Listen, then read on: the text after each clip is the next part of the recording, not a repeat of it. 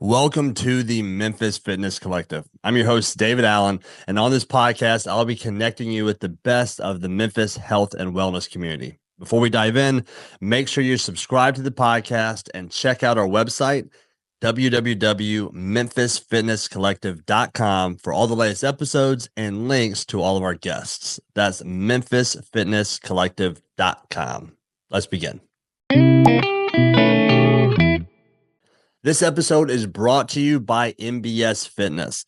MBS Fitness is the best gym in Memphis. They've been helping Memphians achieve their health and fitness goals for over 15 years through personal training, group training, and health coaching. And if you mention this podcast when you sign up for one of their training services, you'll get a free health coaching session. That's a $150 value for free. You can learn more from their website, www.mbsfitness.net. Check out their locations, services, and testimonials. And don't forget to mention the Memphis Fitness Collective when you sign up. mbsfitness.net, Memphis's best gym.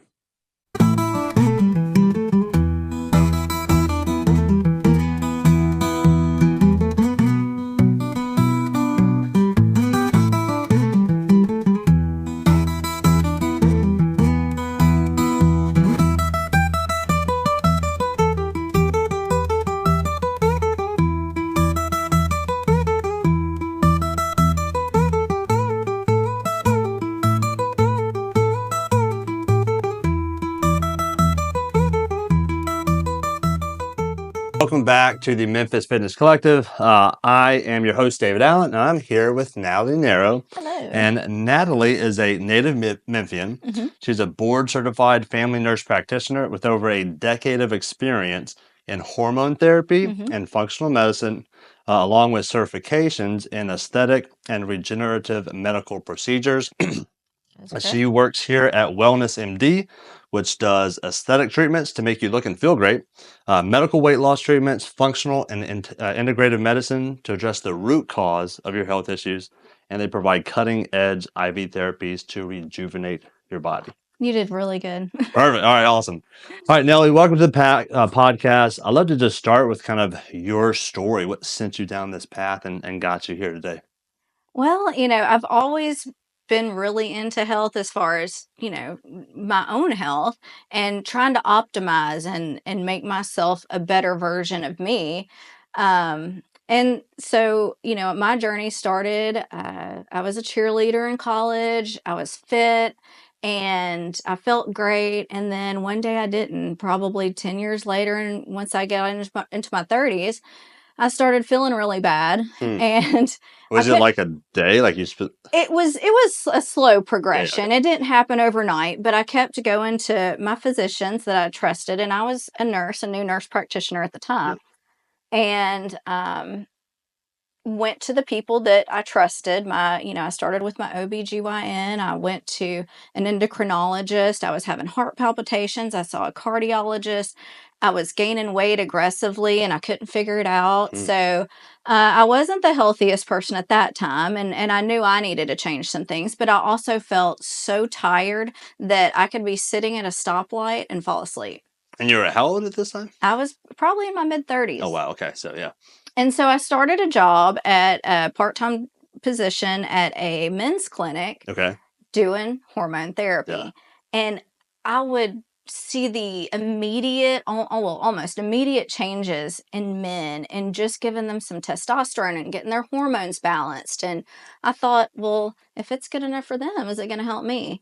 And so I started experimenting on myself and I started to feel amazing. Now, there was a lot more work to it than that, but definitely testosterone, like many men say, it changed their life. It absolutely changed mine. Yeah. I think I'll just point out to people who may not know, but women actually produce more testosterone in their bodies, significantly more than they do estrogen. So that's, testosterone does play a significant role in women's health. Absolutely. Maleness protects femaleness. Boom. Yeah. What was the response you got from kind of the traditional health care that you were involved in to what was going on and how to fix it? That I needed to eat right and exercise. Okay. But the problem was they never asked me what I did for exercise. Nor did they ever ask me what I ate. So they just said, eat better and exercise, but then like, I was like, where's that context, you know? Okay, that makes sense.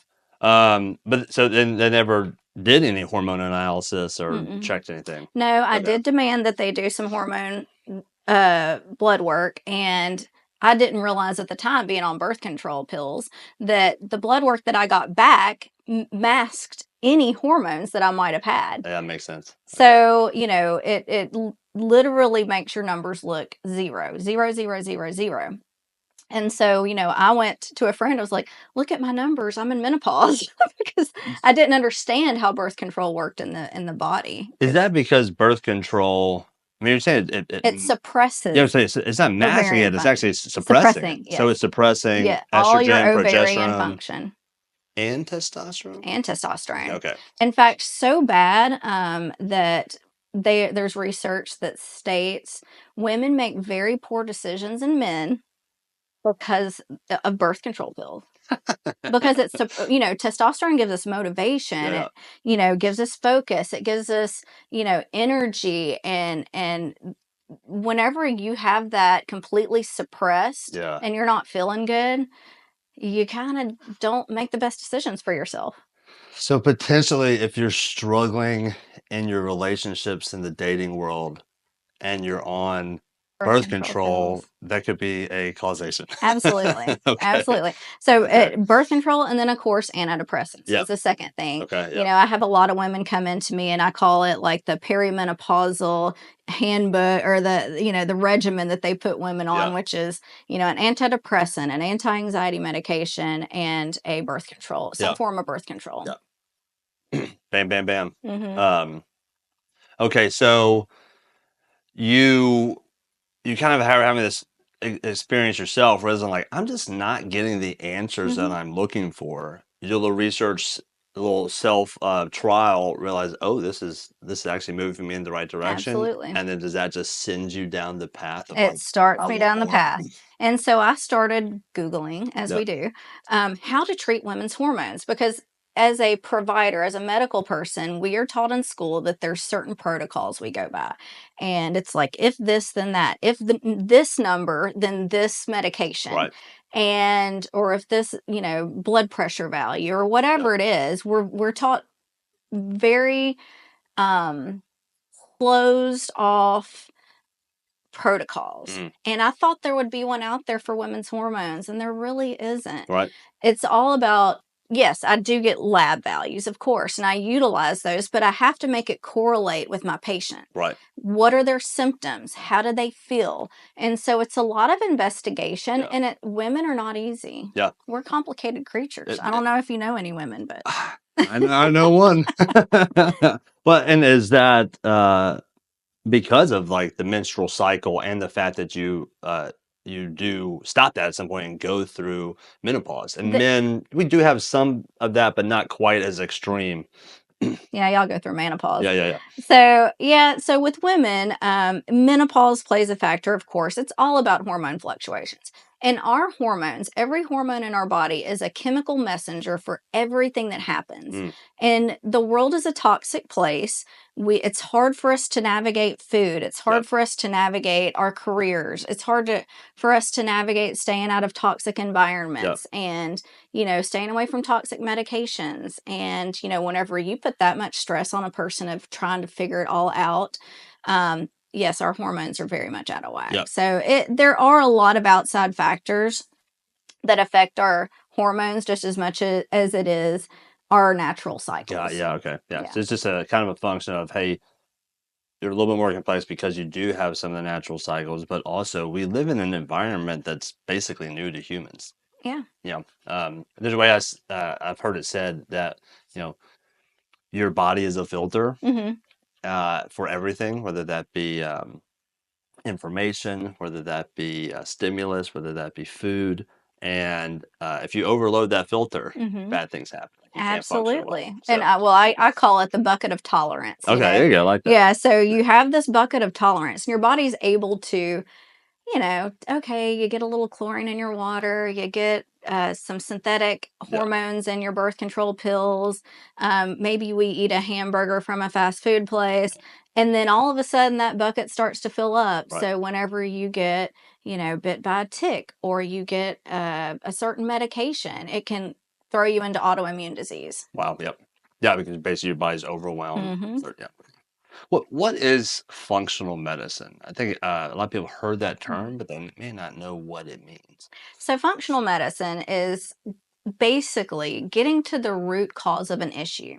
Again, in conventional medical care, we go seek information from a specialist, and the specialist runs a gamut of tests and they give us a diagnosis. A diagnosis is just a code for providers to get reimbursement for insurance companies. Right. It's not a title, it's not a label. Yes, it does help us understand a disease process, but disease is disease. Hmm. And how do we reverse that disease?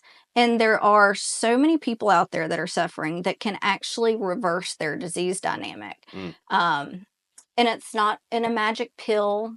It's not just balancing your hormones. Yeah. It's taken all, I look at things like a jigsaw Yeah. puzzle when a patient comes in. So I gather, when did you have a tonsillectomy when you were a Mm. child? What was your birthing history? What, what medications were you put on whenever you were a child? Have you always been on have you taken a lot of ibuprofen because you had really bad cycles? Yeah. So is your anxiety stemming from a gut health issue? Then we need to clean up the gut. We need to revive the gut. So, so I basically go back into the patient's health history. I do a deep dive and I try to put the pieces together as best I can to formulate a plan to reverse the disease process. You said functional medicine is medicine designed to find the kind of root cause of disease. Can you expand a bit on that in contrast to conventional medicine? You mentioned specialists Mm-hmm. and how you might go see a specialist for this one thing.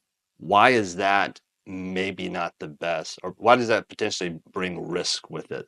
Like, why would I want to find the root cause? If I go to the doctor because I have high cholesterol, Mm-hmm. doesn't getting cholesterol medications, a statin, like, doesn't that solve the problem? Sure. It doesn't solve it, but it does bring down your Yeah. cholesterol. Now, it does control the numbers.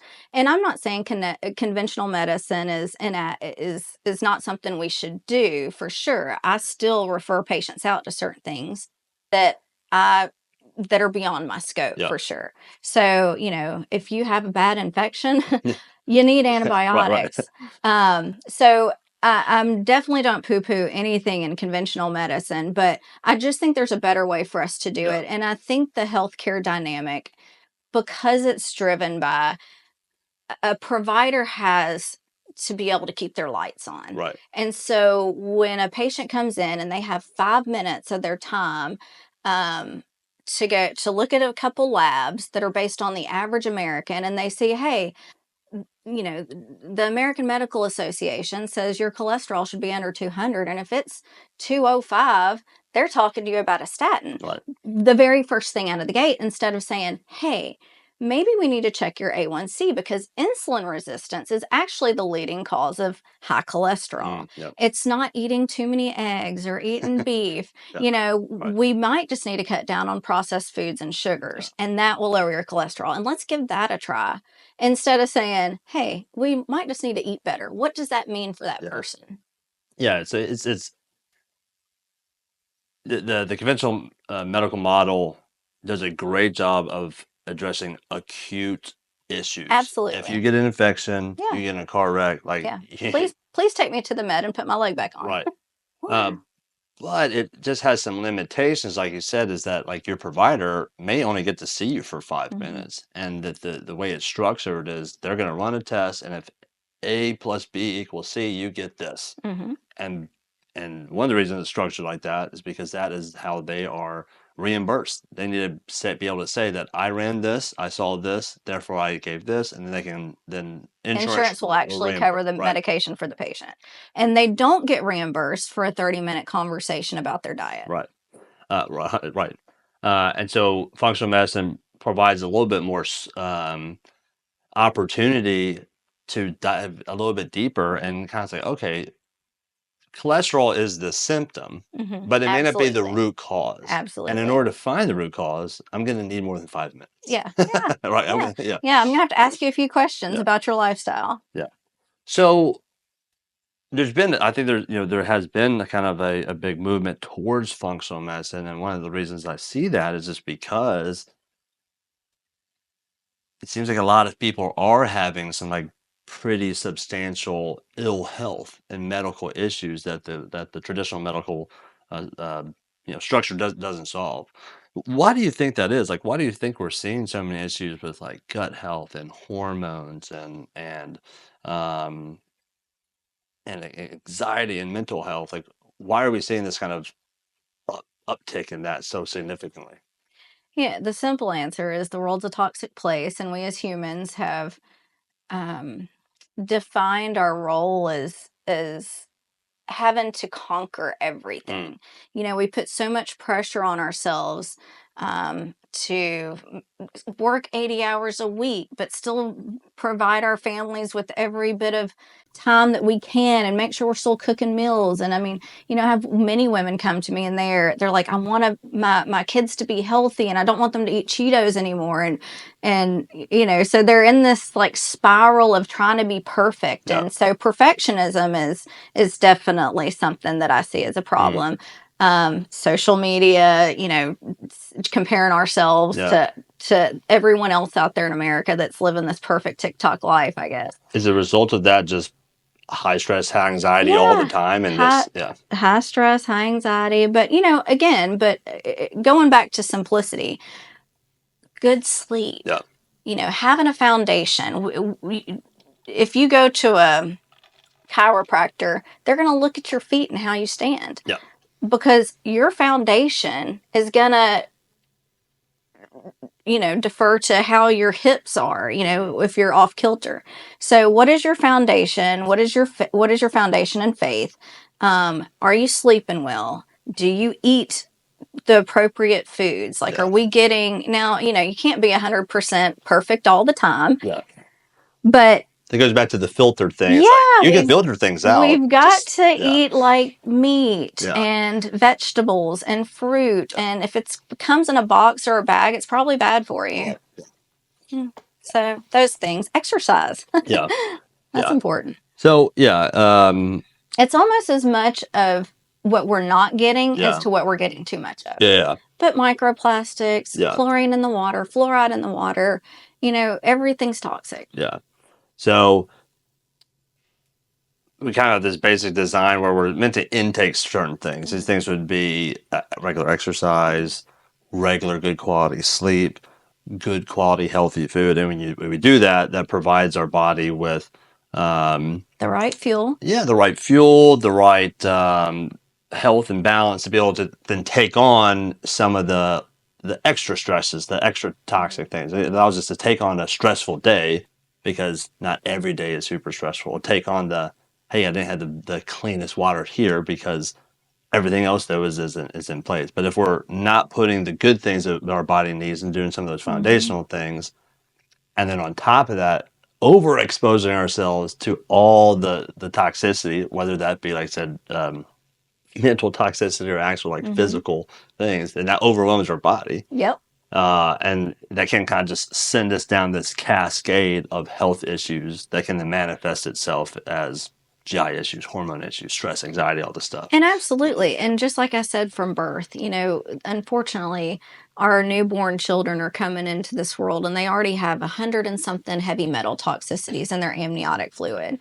And, you know, so we have to also remember that our first moment on this planet is a toxic Yeah. burden. And so that's why I go back to birth, you know, Hmm. what is your health history? Yeah.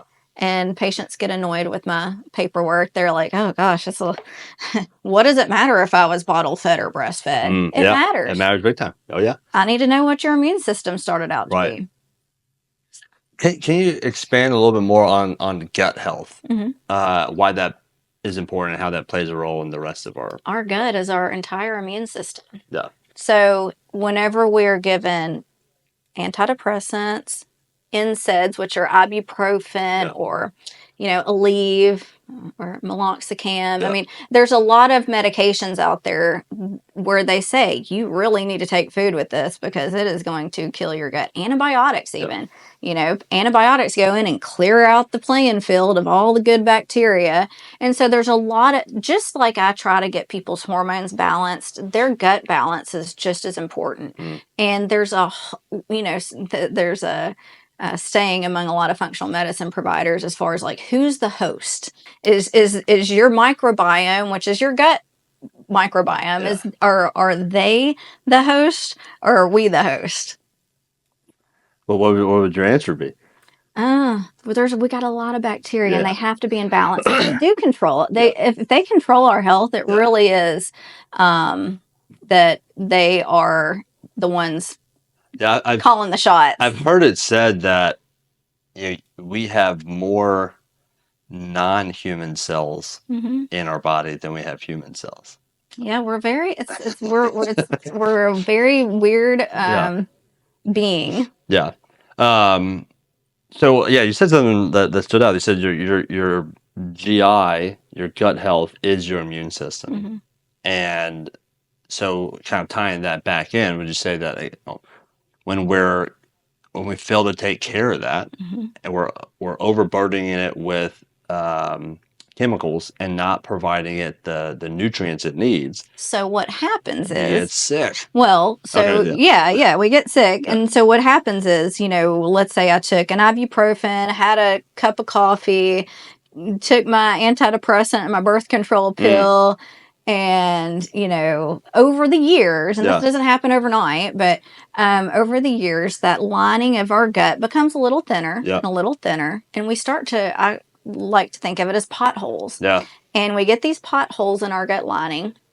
So every food that you put in your mouth at that point becomes kind of food fodder. And of course, even like acid blockers. A lot of people are on acid blockers because they have acid reflux, which is a gut issue, and that suppresses the acid in your stomach. Well, you're eating food, you don't have enough acid in your stomach to break it down, or you're taking a pill and it sits there and rots. Well, then that rot ends up, making those potholes. And then every food that you eat, everything you consume, everything that hits your gut goes out into your bloodstream, and your histamine tolerance and mast cells all start to make a reaction. And so people end up with food sensitivities.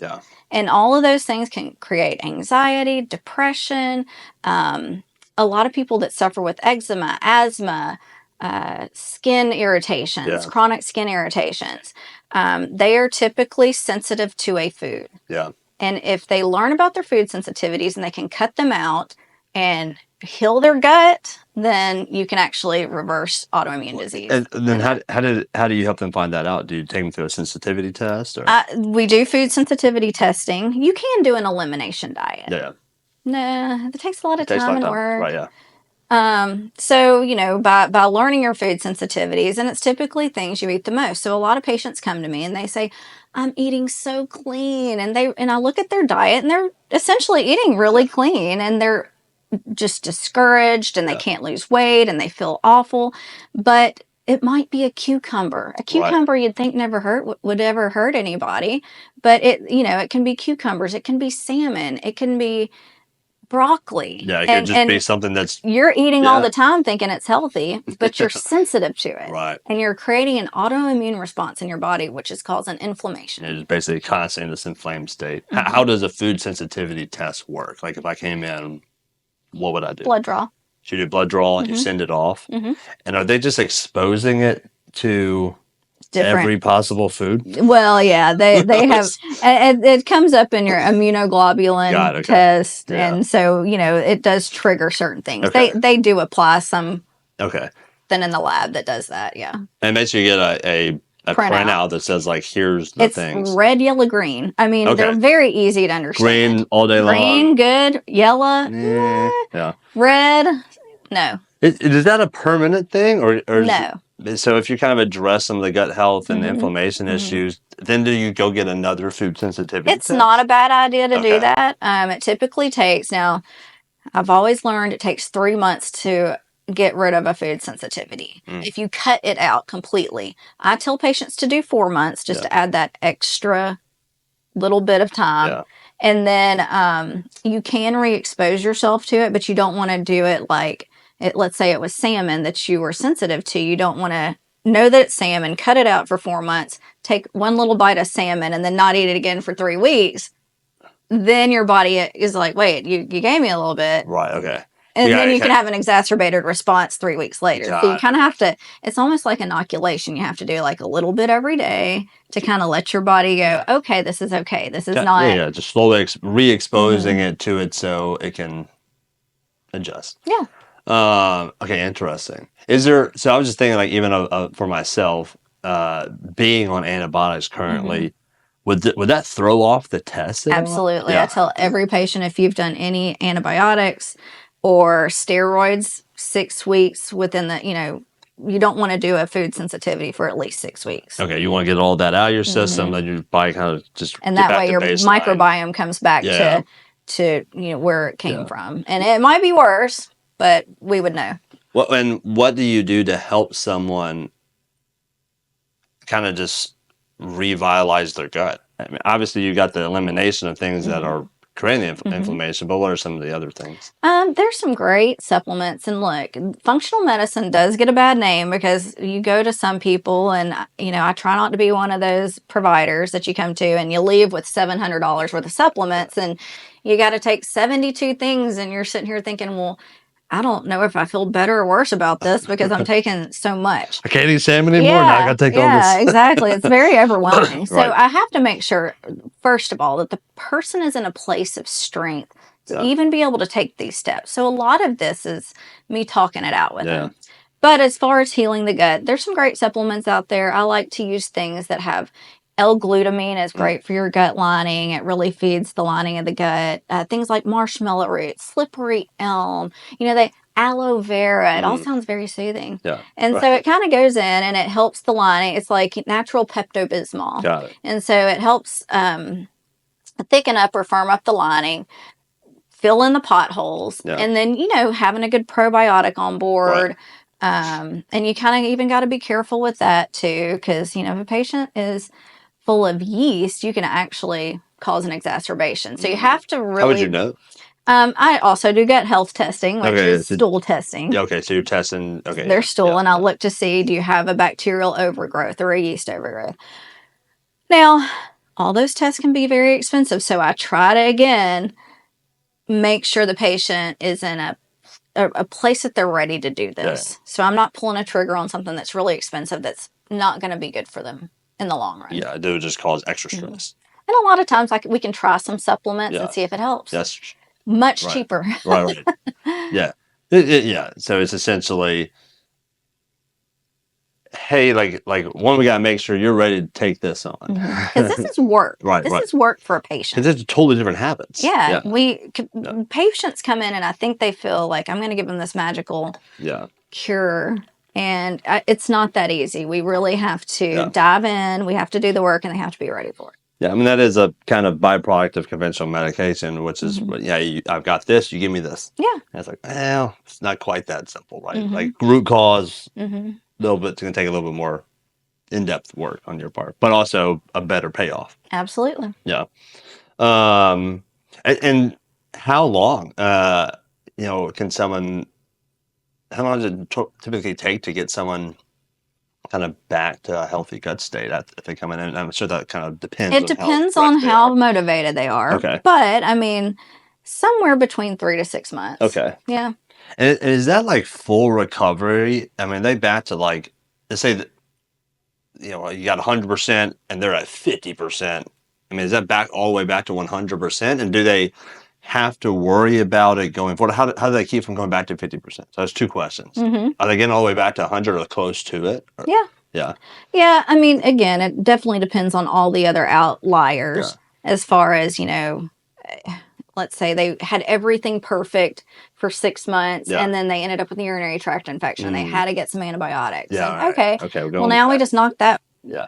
kind of knocked it out. But I always tell my patients, if you're given an antibiotic, make sure, usually I have them on some kind of basic protocol going forward to maintain their gut health. Yeah. So a little probiotic every day. And it doesn't have to be a pill. It could be some kombucha, sauerkraut. Kimchi, yeah. Yeah. I started making my own kombucha, I don't know, several months ago. And I said it was a new hippie skill that I unlocked. Hey, that's awesome. I love it. That's awesome. But yeah, I've been doing kombucha for several years, but started making my own, and I love it. There you go. It's good for you. And I think that's one of the reasons, like being on antibiotics for 6 weeks, I can obviously tell it's like impacted my gut, but it hasn't been like, horrible. Yeah, it hasn't been like totally taking me out. But you're also fairly, you're a healthy guy. You're working out. You're doing all the things. You're eating good food. You're fueling your body. Yeah. So, but that's the thing. We have to, whenever as a conventional medical person, and that's what I started out being, is we have to make sure people are being supported on the other side of just medication. Right. Statins deplete you of CoQ10. Most patients aren't told to take a CoQ10 with their statin. Yeah. Metformin metformin and even birth control pills cause a depletion of certain B vitamins. Yeah. If you can at least give patients support while they're doing these things, that's a better way to do it if we're going to go the conventional way. Is there a typical, or let me reframe that question. What it seems to be the case is most people start to feel these things in like their mid to late 30s, early 40s.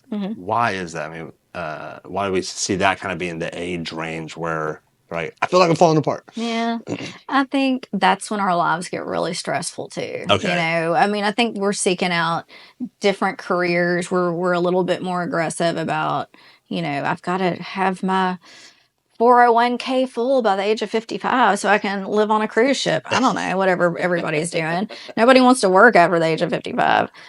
But I will say I'm seeing more younger and younger and younger patients coming to me. Parents are coming to me. Their children are struggling. Yeah. So I'm actually seeing, just as I would say you were correct about that statement 5 years ago, maybe 8. But today I am seeing an extraordinary influx of teens. With, obviously similar symptoms, but maybe the same magnitude? If not worse. Lots of autoimmune disease. Interesting. Lots of depression and anxiety. The ADD, ADHD, everybody's got ADHD, everybody's got acne, and so I'm getting a lot of young girls, young boys. I had a boy not too long ago, and his, mom was looking for answers about some things. Motivation was low, and he sits on and plays his video games 24/7. And are you running hormones on that absolutely. as well? What are you seeing there? Low testosterone in young males, and I'm talking in their 20s, 200 or less. Now, just to give everyone reference, an optimal level for any age is somewhere between 800 to 1200. 800 to 1000 makes people more comfortable, but it all depends on the person. But I'm seeing young boys, and I say boys, but young men between under the age of 25, I would say, with testosterone levels 200 and less. So, but they are out of the pubescent range. What are you seeing? Have you seen anything in kids young men who are still in puberty? So that 14 absolutely. to 20, like probably the youngest boy I've tested, I would probably say is 15, and his was like 215. 215. Oh man.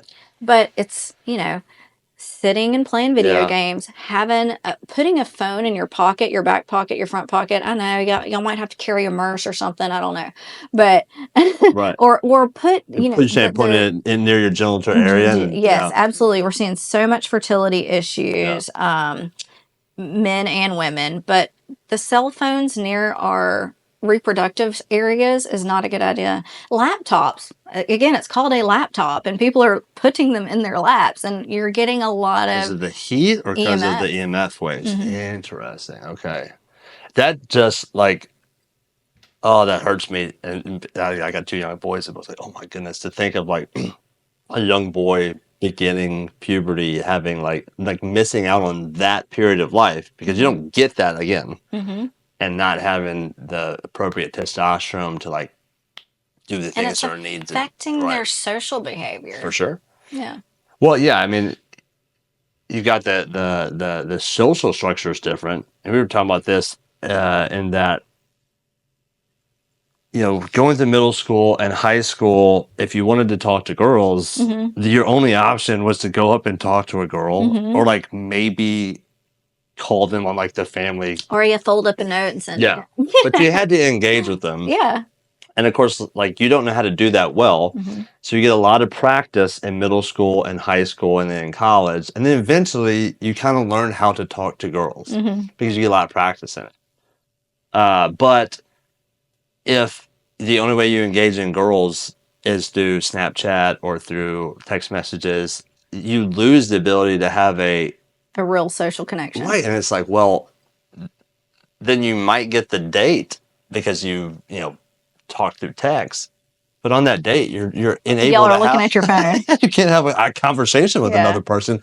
And because you don't have the practice, you don't have the They don't have 5, 10, 7, 8 years of practice. Nope. But if they even get past the social media part, Right. Yeah. a lot of times that doesn't happen. And I'm around some youngins, and I see that. Well, I want to take a pause real quick, take a break, and then I want to come back and talk about some of the hormones. All right, so we're back, and we were just talking about some of the hormone issues you've been seeing in young boys. But I have a question: is there something earlier we had mentioned like women seem to be maybe a little more unique? Why is that? Our hormones are kind of all over the place, and we're sensitive creatures, and everything affects them. Not to say that men aren't the same, but y'all are running straight off the testosterone. You need a little estrogen, you need a little progesterone, but it's the majority of it. You're running straight off testosterone. Women, and our hormones are fluctuating way more drastically, so it's what about when it comes it's a to spiral. what about when it comes to gut health? Do you see that? Do you see effects more frequent in women? Yeah. Well, it depends. Okay. I feel that again, sometimes women are not always treated correctly. Like I said, we're getting the antidepressants, we're getting the birth control pills, which destroy our guts. And nobody's supporting it. And so, it's definitely a cascade of things. I think that our hormones are just so much more dynamic. And also, if our cycles are getting worse, which I am seeing amongst younger and younger women, whenever we are having heavier cycles that are depleting us so much of iron, not everybody's checking iron and ferritin levels on women that are still having menstrual cycles. And that whenever you don't have enough iron, you're not oxygenating well. So our concentration, we get horrible brain fog. It makes us very anxious because we're depleted of oxygen, we're depleted of iron. And it can also cause thyroid disruption and other hormonal imbalances. Okay, interesting. So it's just a combo of, potentially you do have more fluctuating hormones, but also more apt to be, obviously you're the only ones to be put on birth control, more apt to maybe be put on a antidepressant. Like how the cascading effects of that could just lead to poor gut health. Poor gut health. What else is part of like the functional medicine realm? I hear it often kind of just with regards to gut health, but like what else kind of comes into that purview? Food sensitivity, gut health, just how the sympathetic fight and flight, looking at if your body constantly thinks you're running from a bear, it doesn't understand that you're just having a stressful day. And, you know, sometimes, especially women, we think that aggressive exercise is going to cause 20 pounds to fall off of us. And so we're running, you know, I'll have a woman come in and they'll tell me, I run 7 miles a day. And I'm thinking, what does your body think you're running from? Whoa. You know, so you don't need that. And like compounding yeah, stress, just stressing yourself out too much. Exactly. So, you know, but looking at cortisol, looking at inflammation, what your body's reaction to things are, you know, there's so many things. That functional medicine is very expansive. And I just came back from a fabulous conference and I learned so much. But functional medicine is also utilizing so many other modalities, like health coaches for diet, neural and myofascial therapy, chiropractic, acupuncture, there's muscle testing. Like there's so many things that you can do. A lot of times we get called quacks because we use things differently. It doesn't hurt my feelings. Well, it sounds like what you're saying. It is a more comprehensive way of looking at the body. And look, if you're stuck in a sympathetic state, we've got a lot of options in our toolbox to kind of like bring that back down, right? And calm you back down. And so someone may respond really well to like a chiropractic adjustment or to a myofascial relief technique, and someone else may respond better to breath work, or someone else may get better from these particular supplements. And I think oftentimes when people and I engage in conversation with people, they are kind of expecting that typical, I've got X, what's the Y solution? And sometimes it's like, you may not respond to that like this person does. Oh my gosh. Sometimes we're just throwing multiple tools at it and just saying like, these are the things I know can Which one's going to bite? Yeah, which one's going to bite and actually, or miss the combination of them. So. I tell patients it's never one bullet. You know, whenever you end up with a gut health issue, it could have been you got your tonsils removed when you were little, then you got a lot of antibiotics, and then you got a tick bite, you know, and then like next thing you know, you got alpha-gal. Oh, yeah. You know, so. That's my nightmare. I know, right? You can't eat. Can't eat meat. That would be so terrible. I actually have a lot of alpha-gal too, and some of them only test positive for certain meats. Okay. So it may not exclude all meats. Yeah, that would be a point. Or if your food sensitivity came back and it was like beef, salmon, you know, so like, what do I eat? There would literally be a punch in the gut, pun intended. So I often see, or not often see, but I'm thinking through the ways that like core root health issues may kind of manifest themselves. I'm thinking like gut health, skin issues, like hair stuff, psychological. Do you ever see it in either like maybe the cardiovascular system, obviously the immune system as well, cardiovascular system, like periphery nervous system, neuropathy is something that that's something that, depending on where that stems from, but if you have neuropathy from diabetes, you know, I use a treatment with alpha lipoic acid, and I do IVs, and I've actually seen really great results, not only with the patient's neuropathy, but actually with their A1C, which is a 3-month average of your blood glucose. So, I mean, I have patients that have come in with an 11% A1C. You want it to be 5.1 is optimal. I was like 11? Yeah, 11. Wow. You want 5.1 or less to be your goal. But 11, they're coming in severely diabetic, and they're not on anything, and they don't want to be put on medication. And look, again, I'm not against conventional medicine. They're not on metformin or insulin or anything? No, they're not on anything. And I'm like, wow, you could end up in a diabetic coma. So I really encourage them to do some metformin or, you know, some whatever it is, and see an endocrinologist for sure. But I tell them, look, during that time, we can be doing some things to kind of get things moving in the right direction. Of course, talking to them about diet, cleaning up their diet, and doing those basic steps.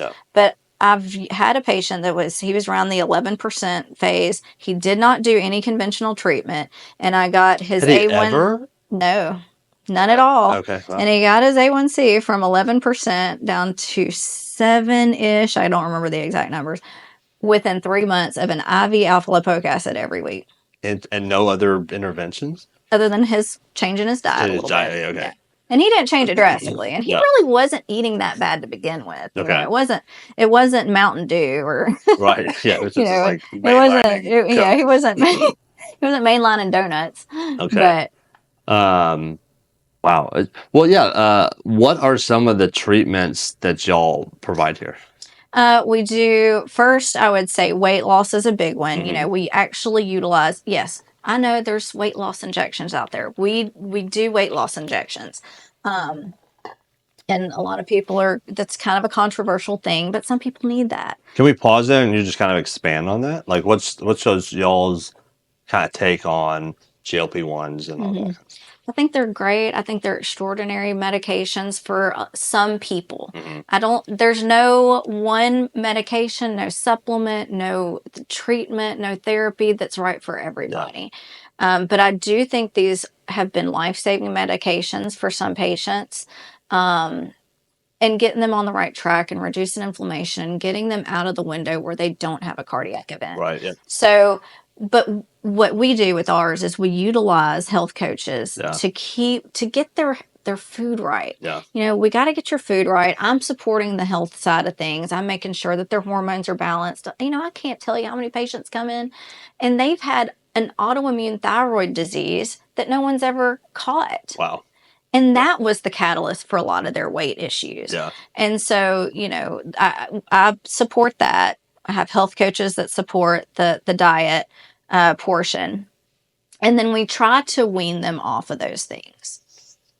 How do you help them navigate that process of the weaning or coming off of it? So, you know, and what are like typical struggles and what are just kind of like what are you typically seeing in that? So, you know, there is I mean, if you stop these medications, it's crazy because it turns off your food noise. A lot of women explain it like that, you know, they were trying to make good decisions all the time, but their whole brain was consumed by what decision is the best decision for me. Yeah. And so this does take away that anxiety about food, which is great. So whenever we start weaning people off, you know, let's say they were at a 10 milligram of whatever, and we get them down to a 5 and they kind of feel uncomfortable. Well, then I might bump them up to a 7. Yeah. I do it very much based on how the patient feels. Yeah. I tell them if you gain 5-10 pounds back, depending on the person, that's usually your body coming back to baseline. Yeah. I mean, not baseline at a higher level, but just coming back and normalizing. Because a lot of patients get a little too thin, and I try to avoid that. You know, I don't want them getting what's called Ozempic face. Yeah. What side effects do you see in both?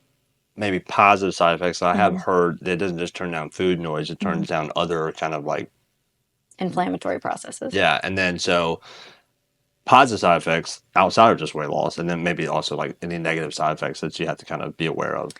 So the negative ones are definitely top 2: nausea and constipation. But is that dose dependent? It's actually just person dependent. Okay. You know, I can give them the teeniest, tiniest dose. And some women come in and they're already struggling with constipation. So I try to get that cleared up before I even start them on anything. You can't detox and you can't lose weight if we don't have a good bowel movement. Right. My goal is 2 bowel movements a day. Okay. So a lot of women are like, I don't even have time for that. Yeah, I need you to have 2 bowel movements a day. So constipation, nausea, but that of course is based, a lot of the nausea comes from not eating enough protein. Yeah.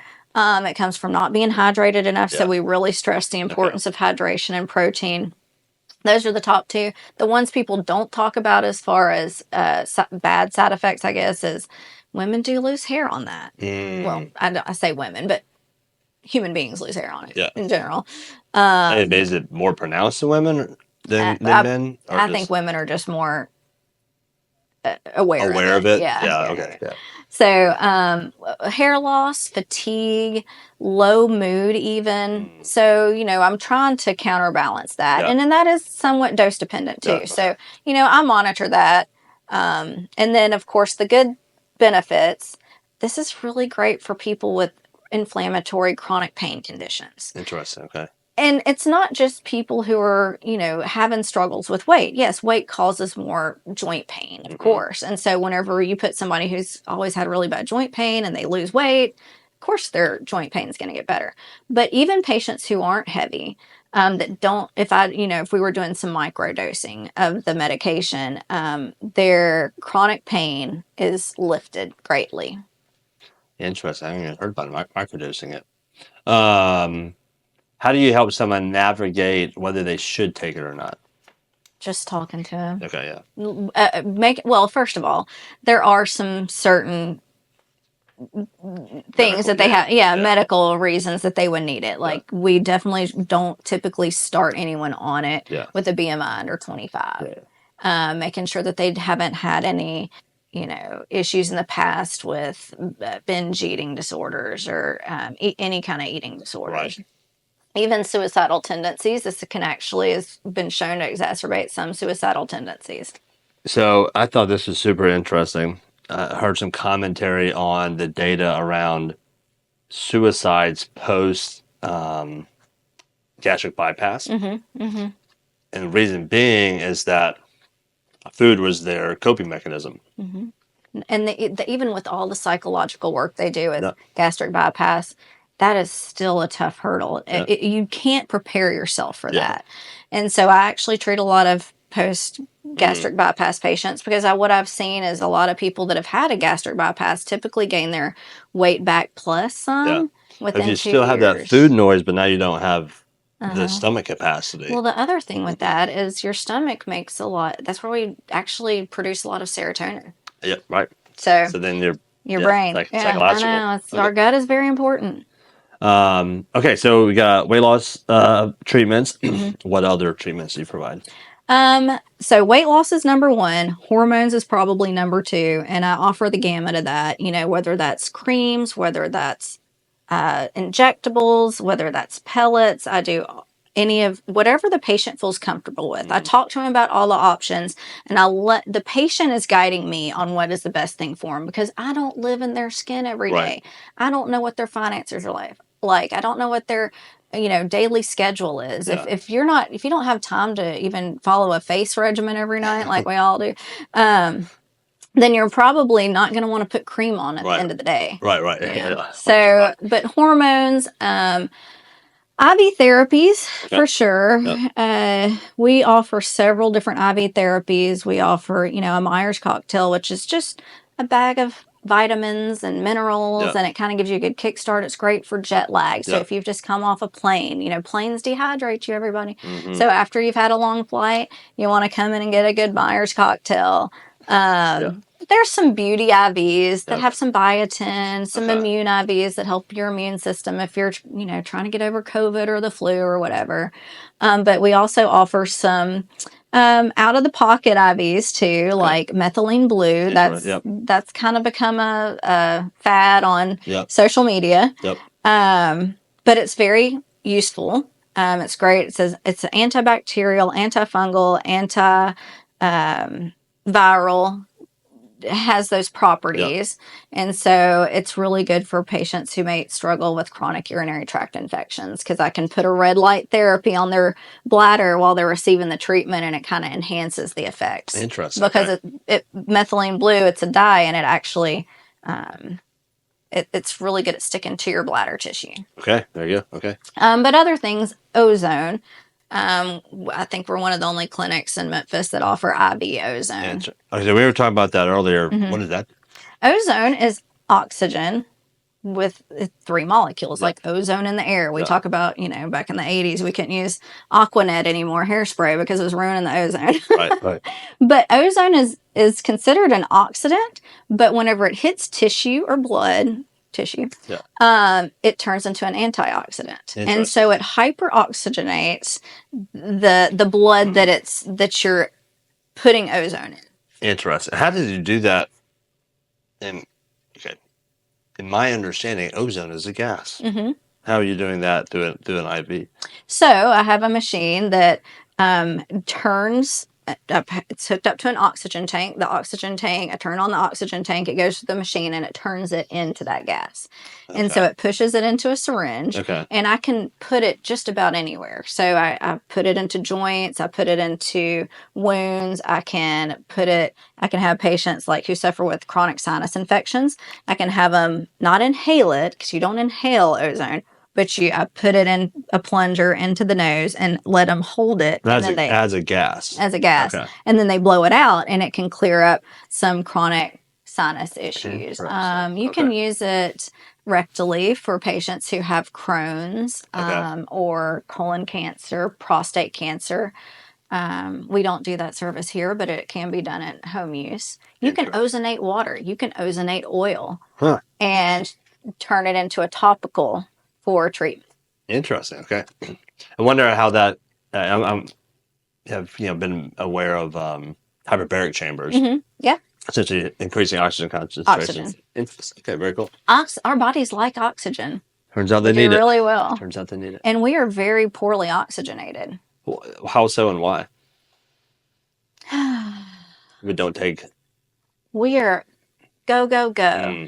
And so whenever you mention box breathing, or earlier, I tell patients, look, when was the last time you stopped and took a breath? So we're just always in that just stressful. A deep breath will actually reset you into a parasympathetic state. And so whenever which I don't suggest that everybody wear a watch, because that's also EMFs. I got one on right now. Don't touch. But just smartwatch. You can wear a normal watch. I know, but it definitely tells us to. You can wear a normal watch. But smartwatches are great.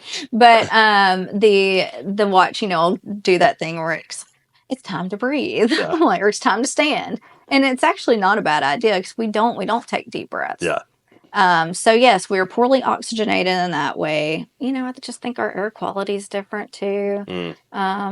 Our homes, we don't outgas our homes. When was the last time you opened your windows? If you open your windows here, 60,000 mosquitoes come with it. Right. So, you're basically just or flies or breathing something. The same circulated air all the time. And everything that our furniture's made out of, our painted walls, like we're absorbing all that. Yeah. Any other treatments? Oh gosh, so many. EBOO is one that is also using ozone, and it basically is we use ozone, but we actually start an IV in one arm. It's almost like plasmapheresis or dialysis. Okay. So you've got 2 IVs going. The blood is kind of pulled lightly, not aggressively. The blood is pulled from one vein. It goes through the machine. It's filtered and ozonated, and then it comes back in. So the blood that comes out is very dark. And the blood that goes in is very bright arterial red. And so I've seen some pretty wonderful things with that. People who suffer with mold toxicity, there's a lot of mold toxicity in this area, and people aren't even aware of that. People that struggle with any autoimmune disease, I can name a million things. Cancer, people who are looking, and look, I'm never going to tell you not to go to your oncologist and get your conventional treatments for cancer, but there's things that we can do adjunctively. Yeah, it does.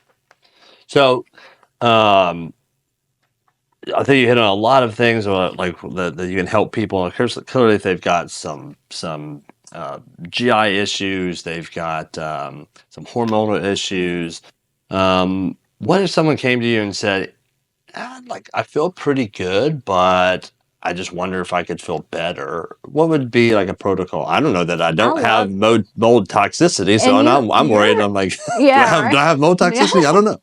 Well, and those are questions to ask, especially based on your symptoms. But I do have patients that come in and they're watching a lot of social media and they're looking for the biohack, and I think that's great, because sometimes they come in with information that I'm not even familiar with, and it kind of sets me on a whole journey there. But NAD is one that's really popular right now. It's definitely, and basically all NAD does, well, it does a lot, but it helps your cells function at an optimal level. That's the Mm-hmm. easiest way to put it. Yeah. You know, so it's good for longevity. It's good for anti-aging. So NAD therapy for my patients that are, Is that IV?